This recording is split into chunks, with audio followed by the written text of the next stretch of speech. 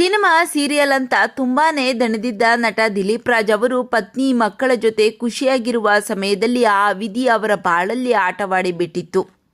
ಜೀವನ ಎಂಬುದು ನೀರ ಮೇಲಿನ ಗುಳ್ಳೆಯಂತೆ ಯಾವಾಗ ಒಡೆಯುವುದೋ ಗೊತ್ತೇ ಆಗುವುದಿಲ್ಲ.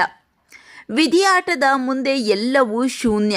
ಬಾಳಿ ಬದುಕಬೇಕಿದ್ದ ತೆರೆಯ ಮೇಲೆ ಎಲ್ಲರನ್ನ ರಂಜಿಸಬೇಕು ಅಂದುಕೊಂಡಿದ್ದ ಸ್ಫುರದ್ರೂಪಿ ನಟ ದಿಲೀಪ್ ರಾಜ್ ಇನ್ನೂ ನೆನಪು ಮಾತ್ರ. ಮತ್ತೆಂದು ಬಾರದ ಲೋಕಕ್ಕೆ ಪ್ರಯಾಣವನ್ನ ಬೆಳೆಸಿದ್ದಾರೆ. ನೋಡಿದರೆ ಒಂದು ಕ್ಷಣ ಅವರು ಇನ್ನೂ ಬದುಕಬೇಕಿತ್ತು ಅಂತ ಅನಿಸುತ್ತೆ.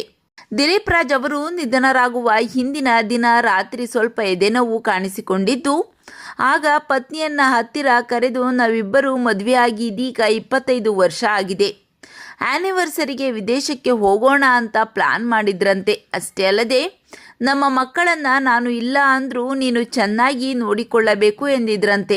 ಆದರೆ ಅವರು ಈ ಅರ್ಥದಲ್ಲಿ ಹೇಳಿದ್ದಾರೆ ಅಂತ ಪತ್ನಿಗೆ ಗೊತ್ತಾಗಿಲ್ಲ. ಅವರು ಶೂಟಿಂಗ್ ಸಿನಿಮಾ ಅಂತ ಮನೆಯಲ್ಲಿ ಇಲ್ಲದೆ ಹೋಗ್ತಾ ಇರ್ತಾರಲ್ಲ, ಹಾಗಾಗಿ ಈ ಥರ ಹೇಳ್ತಾರೆ ಅಂತ ಅಂದುಕೊಂಡಿದ್ದಾರೆ. ಆದರೆ ಮುಂಜಾನೆ 5 ಗಂಟೆ ಸುಮಾರಿಗೆ ಎದೆನೋವು ಕಾಣಿಸಿಕೊಂಡಿದ್ದಾಗ ಪತ್ನಿ ಶ್ರೀವಿದ್ಯಾ ಅವರು ಮೊದಲು 2 ಆಸ್ಪತ್ರೆಗಳಿಗೆ ಕರೆದುಕೊಂಡು ಹೋಗಿದ್ದರು. ಆದರೆ ಡ್ಯೂಟಿ ಡಾಕ್ಟರ್ಗಳು ಲಭ್ಯವಿಲ್ಲ ಅನ್ನೋ ಕಾರಣಕ್ಕಾಗಿ 3ನೇ ಆಸ್ಪತ್ರೆಗೆ ತೆರಳುವಾಗ ದಾರಿ ಮಧ್ಯೆ ಜೋರಾಗಿ ಅಂತ ಜೋರಾಗಿ ಚೀರುತ್ತಾ ಉಸಿರು ಚೆಲ್ಲಿದ್ದಾರೆ ದಿಲೀಪ್ ರಾಜ್.